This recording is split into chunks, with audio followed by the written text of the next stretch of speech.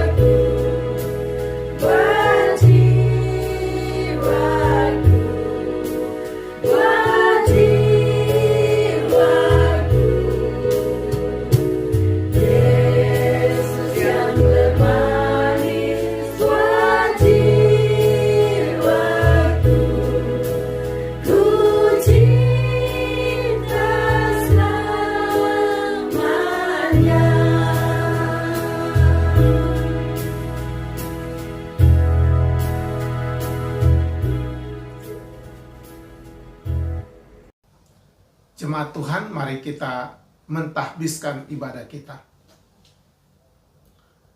Ibadah pada hari ini kami buka kiranya jadi dalam nama Bapa, Anak, dan Roh Kudus. Tuhan memberkati jemaat Tuhan sekalian. Amin. Kita akan membaca nats pembimbing dari 1 Timotius 1 ayat yang ke-15. Perkataan ini benar dan patut diterima sepenuhnya. Kristus Yesus datang ke dunia untuk menyelamatkan orang berdosa, dan di antara mereka akulah yang paling berdosa.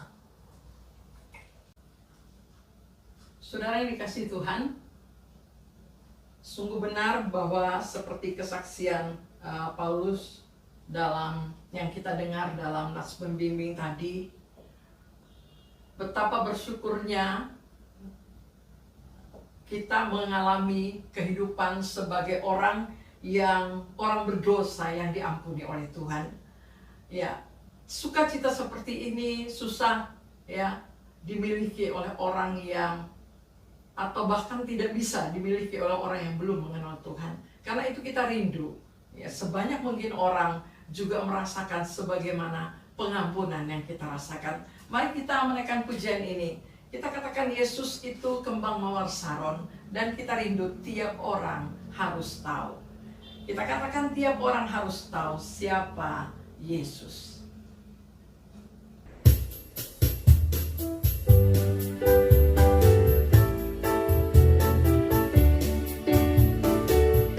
Tiap orang harus tahu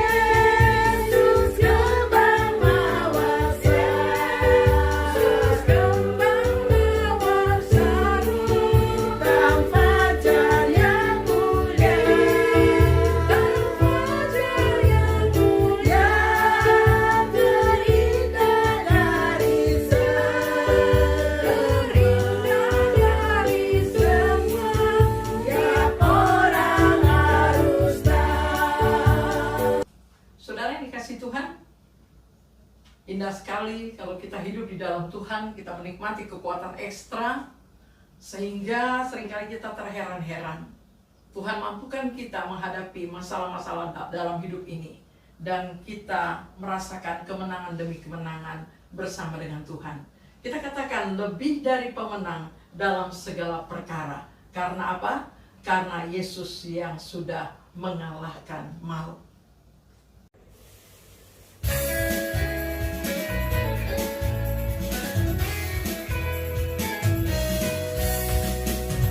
Lebih dari pemenang dalam segala perkara,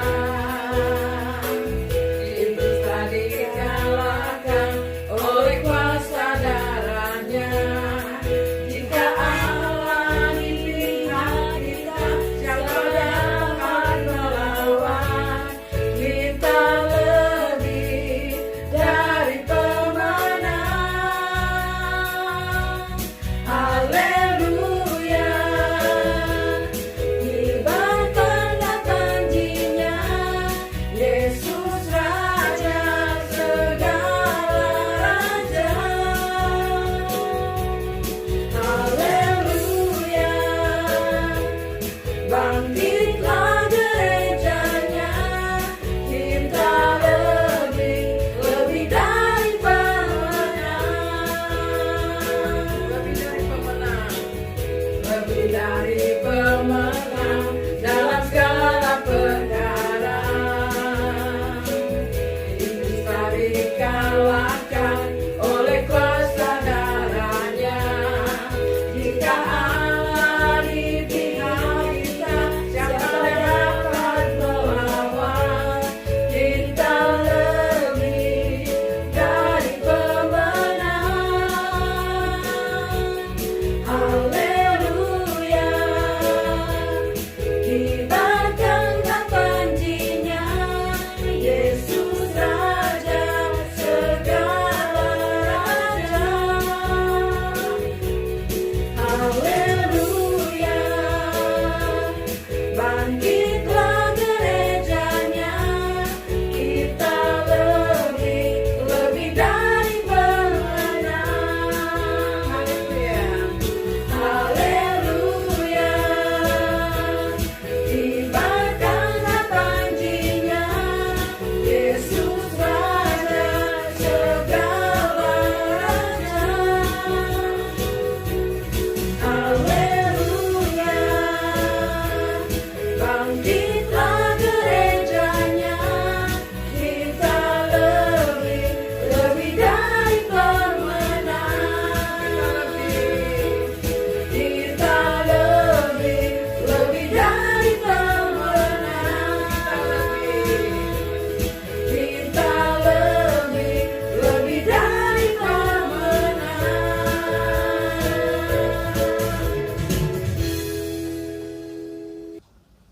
Mari kita bersama-sama membuka Mazmur kita. Kita akan membaca, mengumandangkan Mazmur, melanjutkan puji-pujian kita. Kita buka Mazmur pasal yang ke-8. Mazmur 8, kita akan membaca ayat 1 sampai ayat yang ke-10 dari Mazmur pasal 8. Saya akan bacakan Mazmur pasal 8. Saya bacakan dari tempat ini, dan kita baca bersama-sama, tentunya saudara baca dari tempat saudara juga. Manusia hina sebagai makhluk mulia. Mazmur pasal 8. Untuk pemimpin biduan menurut lagu Gitit Mazmur Daud. Ya Tuhan, Tuhan kami, betapa mulianya namamu di seluruh bumi. Keagunganmu yang mengatasi langit dinyanyikan. Dari mulut bayi-bayi dan anak-anak yang menyusu, telah kau letakkan dasar kekuatan karena lawanmu, untuk membungkamkan musuh-musuh dan pendendam. Jika aku melihat langitmu, buatan jarimu, bulan dan bintang-bintang yang kau tempatkan, apakah manusia sehingga engkau mengingatnya? Apakah anak manusia sehingga engkau mengindahkannya? Namun engkau telah membuatnya hampir sama seperti Allah, dan telah memahkotainya dengan kemuliaan dan hormat. Engkau membuat dia berkuasa atas buatan tanganmu. Segala-galanya telah kau letakkan di bawah kakinya. Kambing, domba, dan lembu sapi sekalian, juga binatang-binatang di padang, burung-burung di udara, dan ikan-ikan di laut, dan apa yang melintasi arus lautan. Ya Tuhan, Tuhan kami, betapa mulianya namamu di seluruh bumi. Saudara yang dikasihi Tuhan, adalah satu anugerah kalau manusia hina diangkat oleh Tuhan menjadi menikmati kemuliaan Tuhan. Kita mau memuji Tuhan, kita mau bersyukur kepada Tuhan. Kita katakan, ku ada sebab anugerahmu, aku ada karena kasihmu. Mari kita angkat pujian ini. Katakan, ku ada sebab anugerahmu. Terima kasih Yesus, terima kasih Yesus. Katakan dengan segenap hati saudara, untuk menyatakan rasa syukur bahwa kita yang berdosa ini diampuni dan diselamatkan oleh Tuhan. Katakan, terima kasih, aku ada sebab anugerahmu.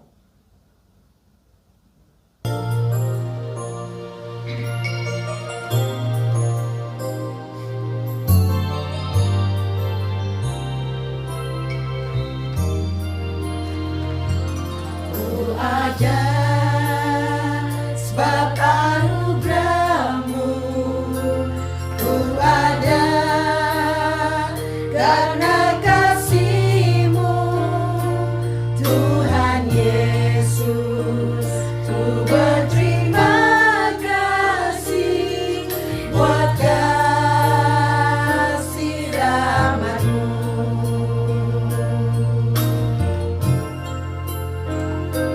Ku ada sebab anugerahmu, ku ada karena kasihmu, Tuhan Yesus. Ku berterima kasih buat kasih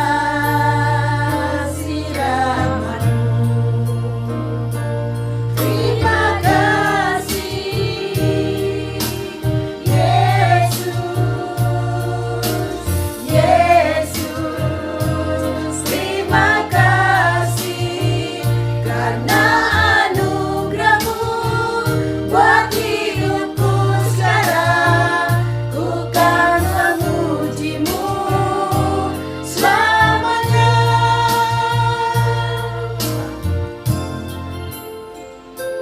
Ku ada sebab anugerahmu, ku ada karena kasihmu, Tuhan Yesus.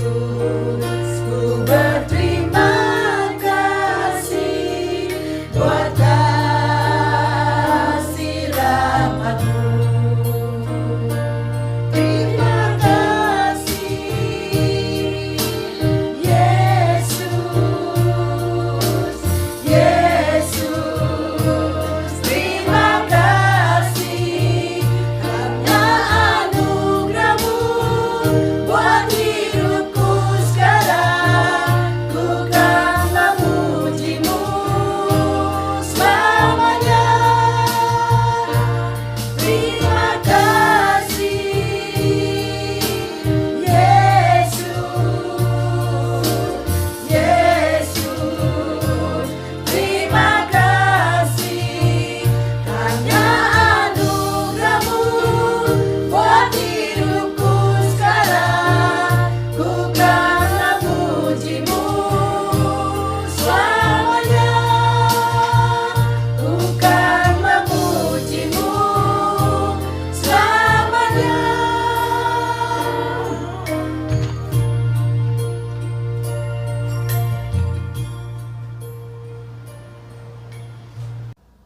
Jemaat yang dikasihi Tuhan, tibalah saatnya untuk kita mendengarkan akan firman Tuhan pada saat ini. Namun sebelumnya mari kita satu dalam doa. Kita berdoa bersama. Bapa kami di surga, kami bersyukur kepadamu Tuhan.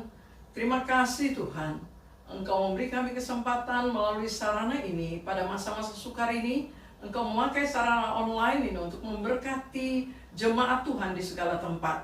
Dan kami memuji Tuhan, karena kami tahu bahwa Tuhan memberkati kami semua, baik kami yang mendengar melalui sarana ini, tetapi juga jemaat Tuhan di tempat-tempat lain yang juga ada dalam perkumpulan-perkumpulan, kelompok-kelompok yang ada. Kami berdoa Tuhan memberkati, sehingga hari ini kembali kami mendengar suara Tuhan yang berbicara, yang mengajari kami akan kehendak-Mu Bapa. Terima kasih, berbicara kepada kami Tuhan, dan pakailah hamba-Mu ini. Dalam nama Yesus kami berdoa. Amin. Saudara yang dikasihi Tuhan, bagian firman Tuhan pada hari ini terambil dari Kisah Para Rasul pasal yang ke-9. Kisah Para Rasul pasal 9 ayat 1 sampai ayat 16. Saya akan bacakan ayat 1 sampai ayat yang ke-6. Kemudian kita juga akan baca dari Filipi pasal yang ketiga ayat yang ke-6. Kisah Para Rasul pasal 9 ayat 1 sampai 6, firman Tuhan berbunyi demikian.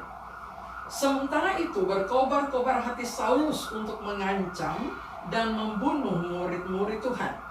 Ia menghadap imam besar dan meminta surat kuasa daripadanya untuk dibawa kepada majelis-majelis Yahudi di Damsyik, supaya jika ia menemukan laki-laki atau perempuan yang mengikuti jalan Tuhan, ia menangkap mereka dan membawa mereka ke Yerusalem. Dalam perjalanannya ke Damsyik, ketika ia sudah dekat kota itu, tiba-tiba cahaya memancar dari langit mengelilingi dia. Ia rebah ke tanah dan kedengaranlah olehnya suatu suara yang berkata kepadanya, Saulus, Saulus, mengapakah engkau menganiaya aku? Jawab Saulus, siapakah engkau Tuhan? Katanya, akulah Yesus yang kau aniaya itu. Tetapi bangunlah dan pergilah ke dalam kota. Di sana akan dikatakan kepadamu apa yang harus kau perbuat. Satu bagian firman Tuhan lagi dari Filipi pasal yang ketiga, ayatnya yang ke-6. Saya akan bacakan untuk kita. Filipi pasal 3 ayat ke-6, firman Tuhan berbunyi, Filipi pasal 3 ayat ke-6, tentang kegiatan aku penganiaya jemaat, tentang kebenaran dalam taati hukum Taurat, aku tidak bercacat. Saudara yang dikasihi Tuhan, berbahagialah kita yang sudah mendengarkan firman Tuhan dan yang melakukannya. Terpuji nama Tuhan Yesus. Saudara yang dikasihi Tuhan, 2 hari yang lalu saya melihat satu video singkat, ya, yang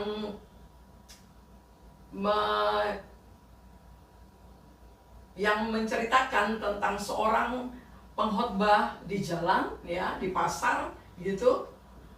Pengkhotbah ini dengan semangat berteriak mondar-mandir, ya, ke kiri ke kanan seperti itu. Lalu tiba di beberapa menit kemudian dia berkata, mungkin saudara bertanya, siapa orang ini? Ya.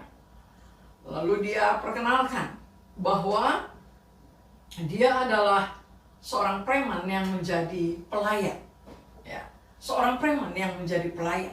Ya, saudara, sekarang ini banyak sekali, ya, banyak sekali orang-orang yang dari latar belakang yang begitu jahat, ya, yang rasanya mustahil, tetapi Tuhan ubah, Tuhan panggil, Tuhan bentuk, dan dijadikan seorang yang berarti di tangan Tuhan. Saudara yang dikasihi Tuhan, kalau kita membaca satu kisah yang tadi telah kita baca dalam cerita kisah pertobatan Saulus, ya, Saulus adalah seorang yang sangat dikenal, ya, dalam baik dalam pengetahuannya, tetapi juga dalam ketaatannya, ya, dia menyebutkan bahwa dalam ketaatan pada hukum Taurat dia tidak bercacat. Dalam mentaati akan hukum-hukum Tuhan dikatakan dia tidak bercacat, ya. Jadi ada banyak hal yang baik yang dimiliki oleh Saulus, ya. Dia seorang guru besar. Tetapi dalam teks yang kita baca tadi ada satu hal yang mengejutkan, bahwa seorang yang memiliki pengetahuan yang tinggi, seorang yang memiliki jabatan, ya, yang terhormat, seorang yang menguasai, ya, hukum Tuhan dikatakan. Tetapi dalam bagian firman Tuhan tadi kita membaca ini menyebutkan tentang kehidupan, ya, atau keadaan, kenyataan dari seorang yang bernama Saulus, ya. Dikatakan Saulus dalam bagian firman Tuhan ini disebutkan bahwa hatinya berkobar-kobar, ya, untuk mengancam dan membunuh murid-murid Tuhan. Hati seorang yang menguasai pengetahuan yang cukup luas, hati seorang yang memiliki ketaatan kepada hukum Tuhan dikatakan tak bercacat, tetapi hati penuh dengan kebencian, hati penuh dengan rancangan-rancangan untuk mengancam, bahkan dikatakan untuk membunuh, ya. Saudara yang dikasihi Tuhan, Paulus sendiri menyaksikan di dalam Filipi pasal 3 ayat ke-6 tadi menyebutkan dengan jelas, ya, bahwa dikatakan tentang kegiatan aku seorang penganiaya, ya. Aku seorang penganiaya jemaat. Saudara, yang disebutkan dalam Filipi ini memang sudah merupakan satu kesaksian, ya. Sedangkan info dalam Kisah Rasul pasal 9 itu kondisi yang memang menyebutkan saat dia belum bertobat. Bahkan di dalam Galatia pasal 1 ayat ke-13 juga menyebutkan satu hal yang mengejutkan. Di sana dikatakan tanpa batas aku menganiaya, tanpa batas aku menganiaya, dan aku berusaha untuk membinasakannya.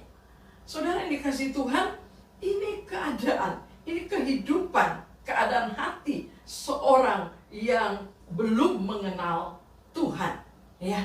Seorang yang disebut sebagai, menyebut dirinya dan memang disebut sebagai seorang penganiaya, seorang yang sangat membenci akan kehidupan atau kegiatan atau keaktifan atau kesalehan anak-anak Tuhan atau orang percaya. Saudara yang dikasihi Tuhan, namun ada hal yang luar biasa yang terjadi dalam kehidupan Saulus. Kita melihat pada bagian yang kedua, rahasia perubahan seorang, ya, yang dikasihi oleh Tuhan. Rahasia perubahan dari Saulus, seorang yang berlatar belakang penganiaya, disebutkan dengan jelas di dalam bagian firman Tuhan ini dalam Kisah pasal 9, bahwa Yesus memanggil Saulus. Yesus memanggil Saulus.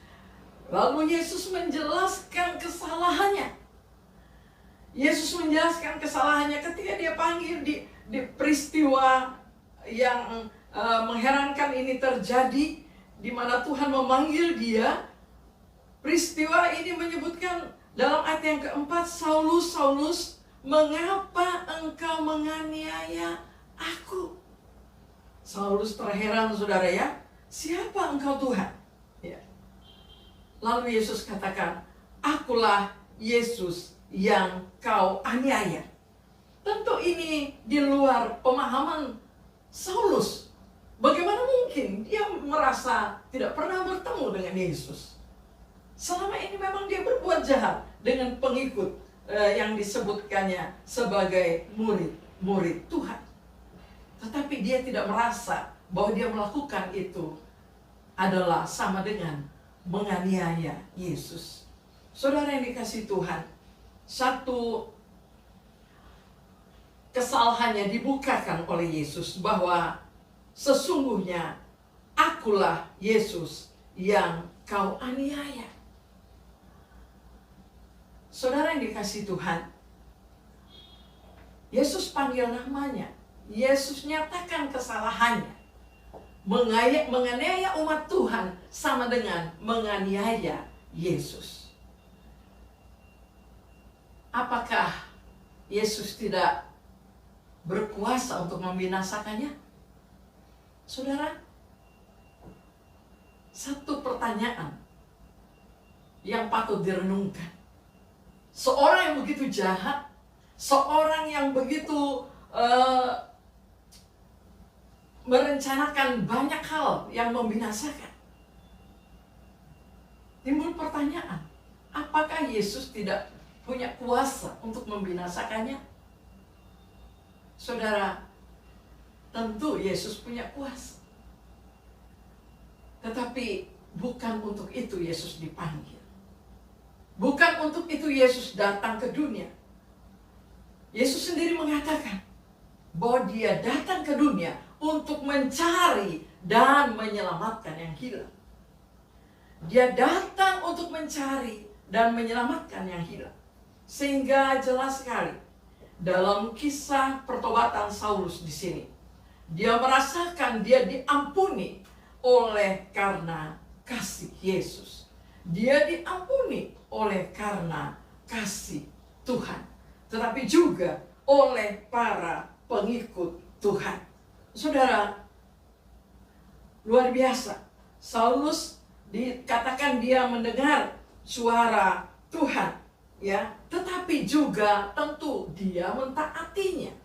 Tidak cukup hanya mendengar Tuhan memanggil, tidak cukup hanya mengetahui Yesus mengasihi. Karena ketika Yesus mengatakan, tetapi bangunlah dan pergilah ke dalam kota, di sana akan dikatakan kepadamu apa yang harus kau perbuat.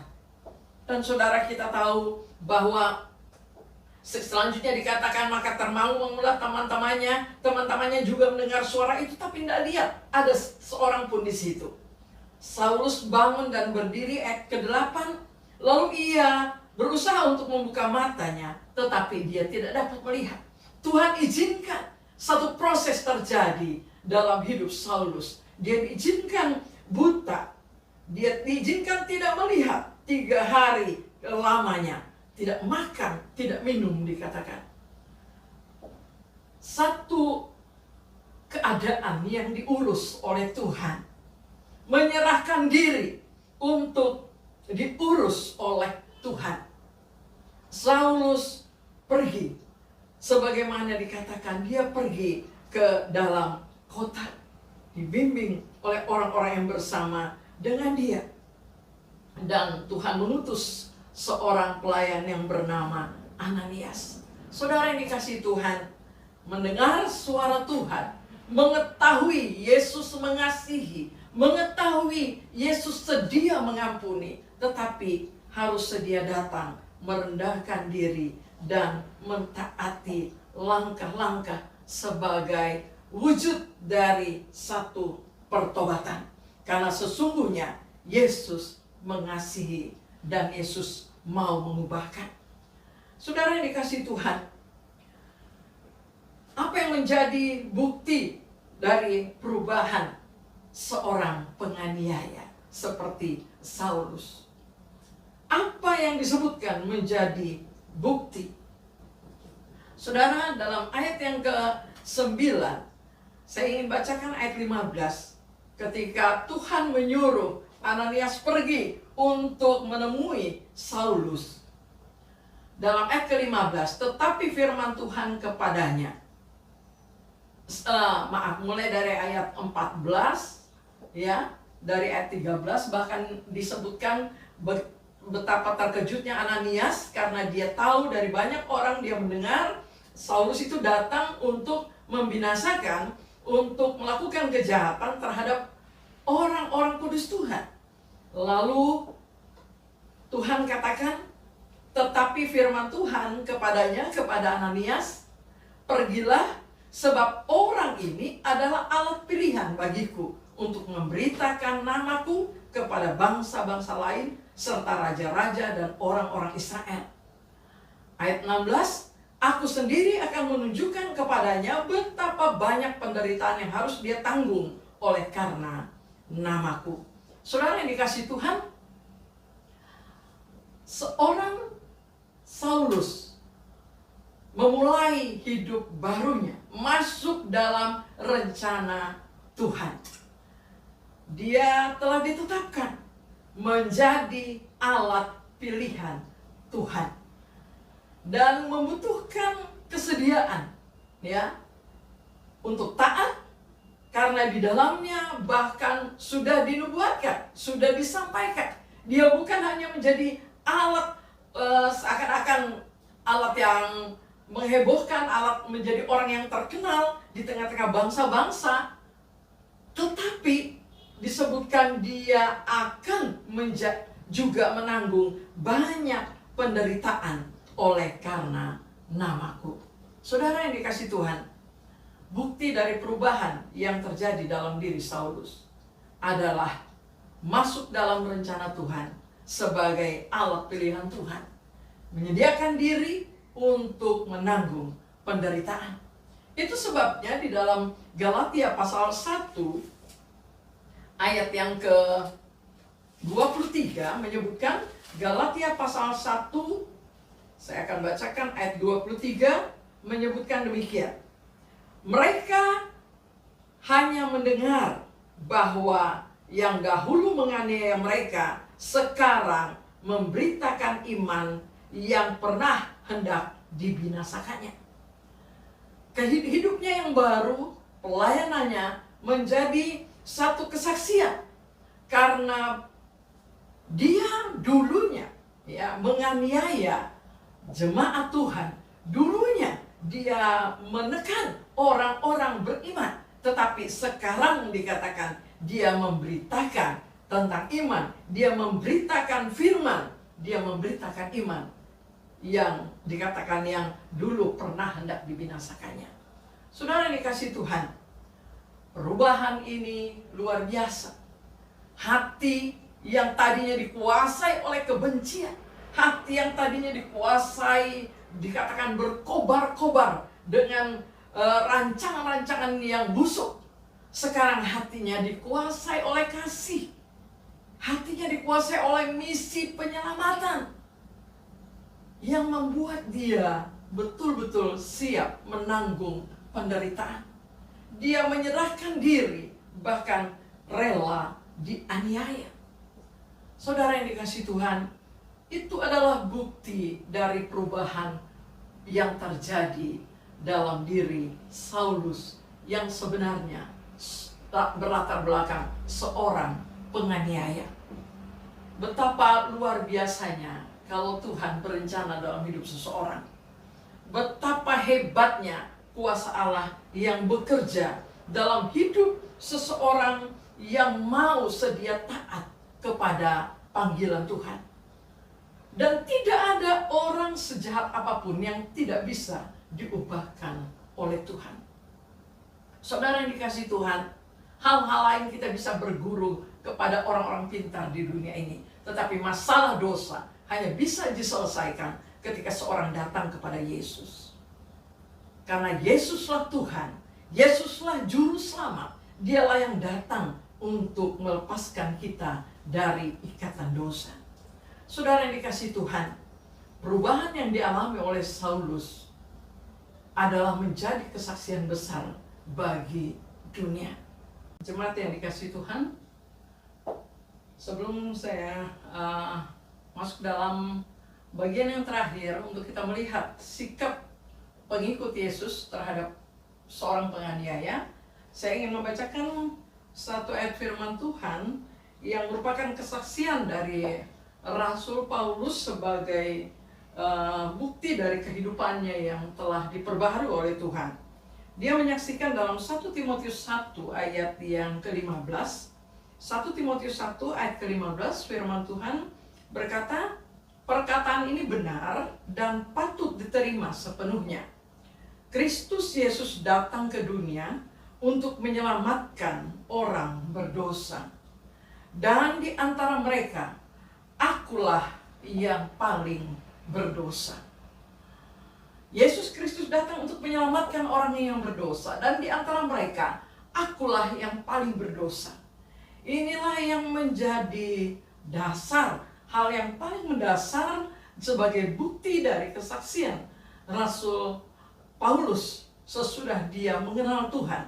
Kehidupannya, hatinya semakin terus direndahkan oleh Tuhan, dididik, dibentuk, semakin menyadari betapa anugerah Tuhan yang besar telah dia alami sebagai orang yang berdosa. Bahkan dia merasakan sebagai orang yang merasa paling berdosa. Saudara, sungguh benar kesaksiannya sangat, kehidupannya, perubahannya sangat menjadi kesaksian bagi dunia sampai pada masa sekarang ini.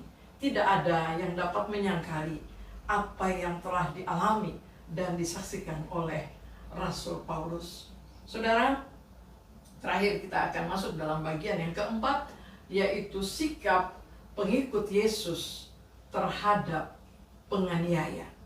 Ya, Tuhan minta kita dalam kehidupan ini, bagi orang percaya, untuk kita mengikuti teladannya.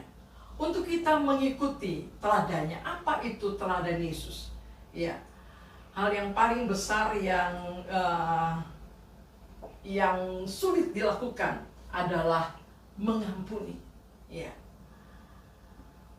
Yesus mengatakan ketika dia berada di atas salib, Bapa, ampunilah mereka, karena mereka tidak tahu apa yang mereka perbuat. Orang percaya diminta mengampuni seorang penganiaya. Ya. Tidak membalas, itu juga bagian yang harus dimiliki oleh orang percaya. Sikap terhadap seorang penganiaya tidak membalas. Ya. Kita meneladani sikap Yesus, ya, bahwa ketika dia dimaki, dia tidak membalas, dia dihina, dia tidak membalas, tapi dikatakan dia menyerahkannya kepada Dia yang akan menghakimi dengan adil. Itu disebutkan dalam 1 Petrus 2 ayat 23. Saudara yang dikasihi Tuhan, bahkan disebutkan di dalam Yohanes pasal 16 ayat 33, ketika sebelum Yesus meninggalkan murid-muridnya, dia menyampaikan pesan ini kepada murid-muridnya. Dikatakan, semuanya ini kukatakan kepadamu, ya, yaitu janji penyertaan. Lalu dikatakan, semuanya ini kukatakan kepadamu supaya kamu beroleh damai sejahtera dalam aku. Lalu dia katakan, dalam dunia kamu menderita penganiayaan, tetapi kuatkanlah hatimu, aku telah mengalahkan dunia. Anak-anak Tuhan, orang percaya, dalam menghadapi penganiayaan dikatakan, kuatkanlah hatimu. Saudara yang dikasihi Tuhan, kadangkala anak-anak Tuhan, orang percaya yang diizinkan Tuhan mengalami penderitaan, juga akan mengalami keheranan, karena dia akan mengalami kekuatan yang luar biasa, yang bukan datang dari dirinya sendiri, tetapi itulah yang dirasakan sebagai kekuatan yang Allah anugerahkan menanggung penderitaan. Di dalam Kisah Rasul pasal 12 ayat yang kelima, saya ingin membacakan mengapa anak-anak Tuhan merasakan kekuatan ekstra. Dalam Kisah 12 ayat yang kelima, demikian Petrus ditahan di dalam penjara, tetapi jemaat dengan tekun mendoakannya kepada Allah. Ya, saudara yang dikasihi Tuhan, Petrus dalam penjara, tetapi jemaat dengan tekun mendoakannya kepada Allah.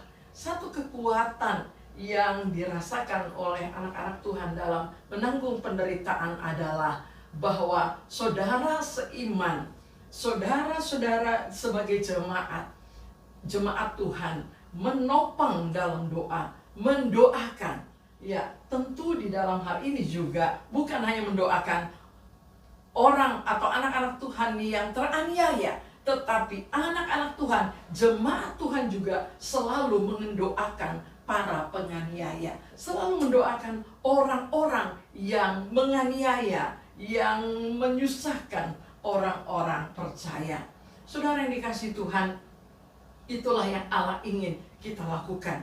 Bahkan Allah ingin kita menyatakan kasih Allah kepada mereka yang menganiaya.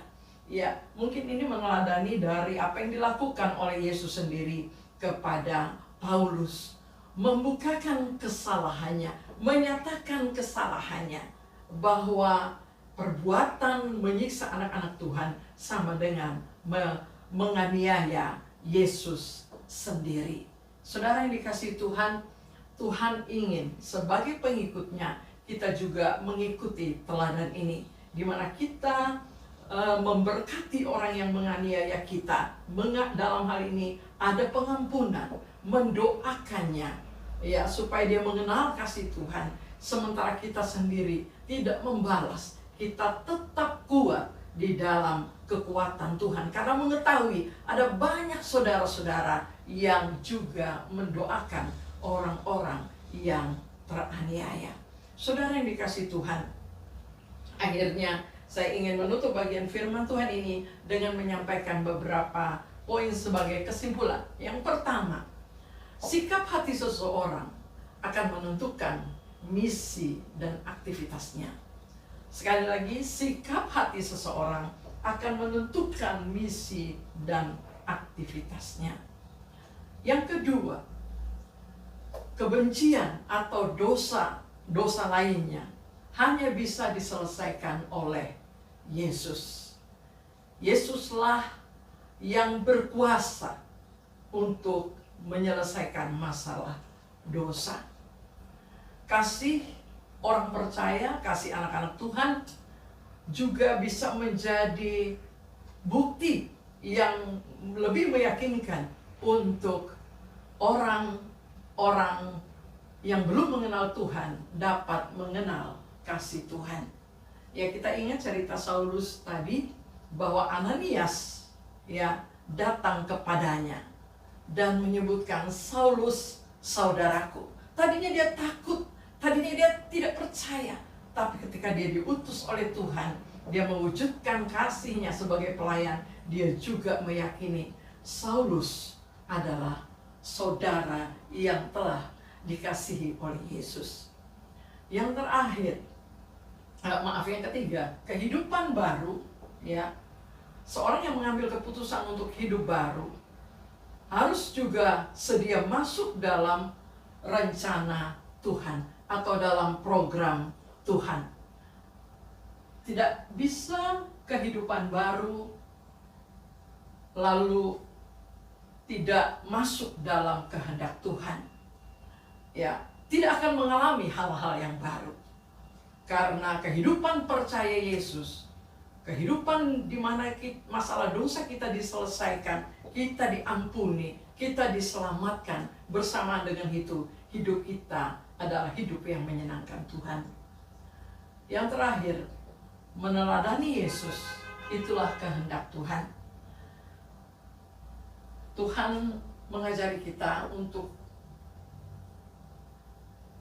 mendoakan, memberkati orang-orang yang menganiaya. Kita tidak membalas, kita kuat, setia dalam iman, kita mengampuni, dan kita menyatakan kasih kepada mereka. Ya, saudara yang dikasihi Tuhan, orang sejahat apapun akan beroleh tempat di dalam Tuhan kalau dia datang kepada Tuhan. Ya, sama seperti Saulus yang diubahkan menjadi Paulus. Dia mendapat tempat bukan hanya di bumi ini, diperbaharui, diangkat atau dipakai oleh Tuhan, tetapi terlebih mendapat tempat yang kekal di surga. Tuhan kiranya memberkati kita semua menjadi orang-orang yang terus diubahkan oleh Tuhan. Yakini kuasa Tuhan dalam hal-hal yang mungkin kita rasa mustahil. Tetapi rahasianya sama seperti Saulus, datang kepada Tuhan, merendahkan diri, belajar taat pada pengaturan Tuhan. Maka yakinlah hidup kita akan diubahkan oleh Tuhan. Mari kita berdoa. Bapa kami yang di surga, kami bersyukur kepadamu. Engkau adalah Allah yang memanggil banyak jiwa datang kepadamu. Engkau mengubahkan banyak manusia yang sejahat apapun dalam kuasa dan masuk dalam rancanganmu. Terima kasih Tuhan. Kami kagum akan kasih-Mu. Kami kagum akan kekuatan kuasa-Mu yang ajaib bagi kami, orang-orang yang berdosa. Dan kami berdoa, biarlah makin banyak orang yang mengenal kasih-Mu. Engkau kiranya memakai kami juga, orang-orang yang telah menjadi percaya, untuk mewujudkan kasih Allah kepada orang-orang yang membenci Engkau, kepada orang-orang yang menganiaya Engkau, atau orang-orang yang menyusahkan akan kehidupan anak-anak Tuhan. Terima kasih Tuhan, berkati kami semua, berkati pelayanan gereja-Mu di segala tempat, dan berkati kehidupan anak-anak Tuhan, khususnya mereka-mereka yang baru menjadi percaya kepadamu. Biar iman mereka dikuatkan, biar mereka mengalami peneguhan terus di dalam Tuhan, bertemu dengan saudara-saudara seiman yang juga terus meneguhkan mereka. Terima kasih Tuhan, kami memberkati akan semua jemaat Tuhan, memberkati semua para pelayan Tuhan, supaya kami semua menjadi alat dalam tangan Tuhan yang sudah memanggil dan mengampuni dan mengubahkan kami. Dalam nama Yesus kami berdoa. Amin. Ya, Tuhan memberkati kita semua. Amin. Saudara yang dikasihi Tuhan, kita bersyukur untuk firman Tuhan yang sudah kita dengar, memberikan kepada kita, mengingatkan kita betapa kita yang berdosa ini juga mengalami diampuni, diselamatkan oleh Tuhan. Dan siapa yang tidak rindu untuk dipakai oleh Tuhan? Saudara, siapapun kita, kalau kita menyerahkan hidup kepada Tuhan, kita akan dipakai oleh Tuhan menjadi alat dalam tangannya. Mari kita sekaligus memberikan persembahan syukur kita dengan mengiringi pujian, berikan pada kami hati yang mengasihi jiwa-jiwa. Itu sekaligus menjadi doa kita dan sekaligus menjadi pesan penutup untuk sebelum kita kembali ke tempat kita terpisah dalam waktu di depan ini. Kita katakan, berikan pada kami hati yang mengasihi.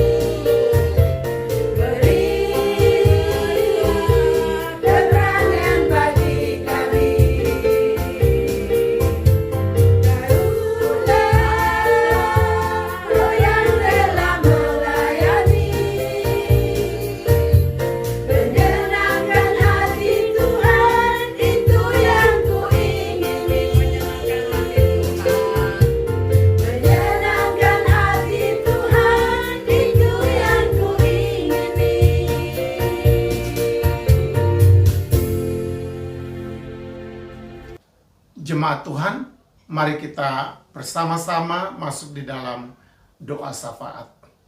Kita berdoa. Bapa yang baik, Bapa di sorga, Bapa yang telah menyatakan diri dalam Tuhan Yesus. Hari ini kami mau berdoa bersama-sama dalam doa syafaat ini. Pertama, kami mau bersyukur untuk persembahan yang kami berikan kepada Tuhan. Engkau berkati semua persembahan ini supaya dapat dipakai untuk kemuliaan Tuhan. Bagi jemaat yang sudah memberikan persembahan, Tuhan memberkati mereka. Terima kasih Bapa. Kesempatan kami mau berdoa untuk pekerjaan Tuhan. Pertama, kami doakan untuk pelayanan YPP yang ada di Kyrgyzstan oleh hamba-Mu Ibu Bethesda yang walaupun sekarang masih cuti di Indonesia. Kami doakan Tuhan berkati hamba-Mu dan juga pelayanan yang ditinggalkan di sana dengan teman-teman hamba Tuhan. Kami doakan Tuhan berkati. Untuk Indonesia kami doakan untuk Provinsi Kalimantan Timur. Kami doakan supaya Tuhan memberkati provinsi ini. Wilayah ini kami doakan, baik pemerintah daerah, juga gereja Tuhan yang ada di Kalimantan Timur. Tuhan memberkati. Kami mau berdoa untuk Indonesia secara keseluruhan. Kami doakan supaya Tuhan memberkati, baik pemerintah pusat sampai daerah-daerah, khususnya dalam menangani COVID-19 ini. Kami mendengar beberapa hari terakhir ini, untuk yang terpapar begitu melonjak angkanya Tuhan. Kami berdoa supaya Tuhan tolong pemerintah diberikan hikmat, kemampuan untuk dapat menanggulangi situasi ini. Dan secara khusus juga untuk rumah sakit, dokter, nurse, dan juga untuk tenaga-tenaga di laboratorium. Kami doakan supaya Tuhan berkati, sehingga mereka dapat melakukan tugas dengan baik, khususnya dalam menangani para penderita yang ada di rumah sakit. Kami berdoa supaya Tuhan menolong. Terima kasih Bapak untuk Indonesia dalam situasi ini. Juga dengan akibat daripada penyakit ini, ekonomi juga mengalami gangguan. Kami doakan tidak hanya di Indonesia tapi juga di Hong Kong ataupun di negara-negara yang ada di sekitar ini. Bahkan di berbagai bagian dunia ini, di mana penyakit ini sedang mewabah. Kami doakan supaya Tuhan tolong pemerintah-pemerintah di berbagai negara, gereja Tuhan, umat Tuhan di berbagai negara. Kami doakan supaya Tuhan berkati mereka-mereka yang sedang terpapar, yang ada di rumah sakit. Kami mohon Tuhan hadir, Tuhan jamah, Tuhan pulihkan, Tuhan sembuhkan mereka dengan kuasa-Mu. Terima kasih Bapa di sorga. Kami doakan untuk pelayanan GMKIH, untuk kebutuhan pelayanan tiap bulan kami doakan supaya Tuhan sumber segala berkat yang dapat menolong dan mencukupinya Bapa. Terima kasih Tuhan. Kami doakan untuk Israel, umat pilihan Tuhan. Engkau berkati bangsa ini supaya Tuhan tetap memberkati dalam menghadapi berbagai tekanan dalam hidup dan dalam bangsa ini. Kami doakan supaya Tuhan berkati. Kami kembali ke Hong Kong, kami doakan untuk gereja-gereja Tuhan yang sudah mulai terbuka dalam beberapa minggu ini, untuk mulai diadakan ibadah dan jumlah untuk menghadiri ibadah semakin diberikan kebebasan untuk jumlahnya semakin bertambah. Kami doakan supaya Tuhan tolong untuk masyarakat, jemaat Tuhan, orang percaya yang ada di Hong Kong. Kami doakan supaya Tuhan memberkati. Terima kasih Bapa di sorga, terima kasih. Berkati semua jemaat Tuhan yang hari ini mendengarkan firman Tuhan. Mereka yang libur ataupun mereka yang tidak libur, mereka yang sakit di rumah, kami berdoa hari ini Tuhan memberkati dan menolong mereka. Terima kasih Bapa di sorga, terima kasih. Untuk pelayanan YPP di Batu, kami doakan supaya Tuhan juga memberkati. Terima kasih Bapa, terima kasih. Inilah doa kami dalam nama Tuhan kami Yesus Kristus yang sudah mengajar kami berdoa. Bapa kami yang di sorga, dikuduskanlah nama-Mu, datanglah kerajaan-Mu, jadilah kehendak-Mu di bumi seperti di surga. Berikanlah kami pada hari ini makanan kami yang secukupnya. Dan ampunilah kami akan segala kesalahan kami, seperti kami juga tahu mengampuni orang yang bersalah kepada kami. Dan janganlah Tuhan membawa kami ke dalam pencobaan, tapi lepaskanlah kami daripada yang jahat. Karena Bapa yang mempunyai kerajaan, dan kuasa dan kemuliaan, sampai selama-lamanya. Amin. Jemaat Tuhan silakan bangkit berdiri, kita akan akhiri ibadah kita. Kita akan masuk dalam doa berkat. Pulanglah dalam damai sejahtera Tuhan. Arahkanlah hatimu kepada Tuhan dan terimalah berkat-Nya.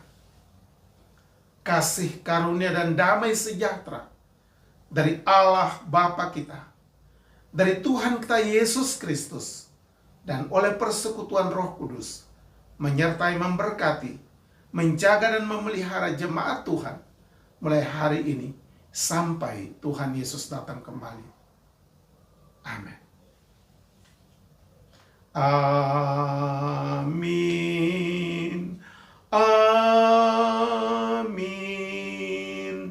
Amin.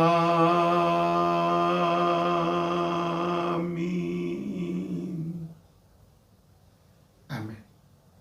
Tuhan memberkati kita semua.